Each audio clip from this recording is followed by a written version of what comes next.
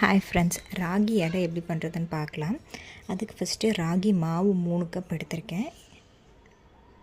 2 பெரிய வெங்காயம் சின்னதாக கட் பண்ணி எடுத்திருக்கேன்.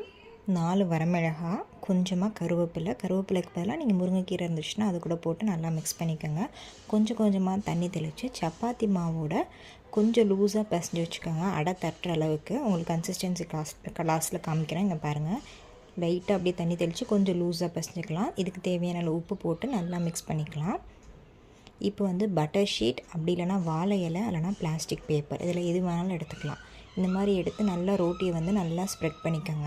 ஸ்ப்ரெட் பண்ணிவிட்டு நல்லா இரும்பு தோசைக்கல்ல லைட்டாக ஆயில் அப்ளை பண்ணிவிட்டு நம்ம போட்டிருக்க அந்த அடையை எடுத்துடலாம். இங்கே பாருங்கள், மெலிசாவும் வந்திருக்கு. நம்மளுக்கு சாப்பிடவும் சிம்லேயே வச்சு போட்டால் நல்லா கிறிஸ்பியாகவும் இருக்கும். குழந்தைங்களும் விரும்பி சாப்பிடுவாங்க.